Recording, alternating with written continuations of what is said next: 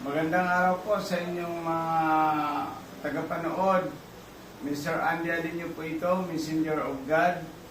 Wala muna po tayong live mamayang alas 6 sapagkat tingnan mo yung ating sitwasyon. Nagkaroon ng mga ano dito, yung Ulo. mga tulo. Nagkaroon na itong mga ating mga ginagamit na mga tinakpang ko at nabasa. Kaya wala muna po kasi na malakas ang hangin dito at baha po. Dito sa buong Dilisa de la Paz ay baha dito. Kaya purihin ng Panginoon. Tayo po ay manalangin tayong lahat. Magpasalamat sa Diyos sapagkat tayo buhay.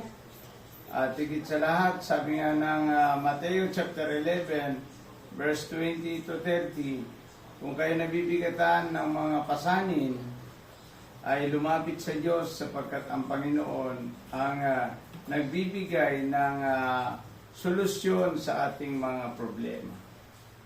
Purihin ang Panginoon, baka sa Biyernes, mayroon po tayong live para ipagpatuloy ang gawain ng Panginoon. Magtiwala po tayo sa ating Diyos. Ang ating Panginoong tagapagligtas ay ang ating Panginoong Jesucristo.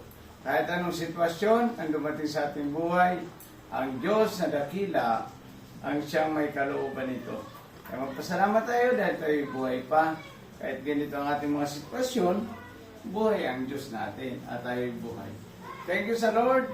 Lumapit sa ating Panginoong Jesucristo sapagkat siya ang tagapagligtas at siya rin ang may-ari ng lahat. Salamat po, purihin natin ang Panginoon.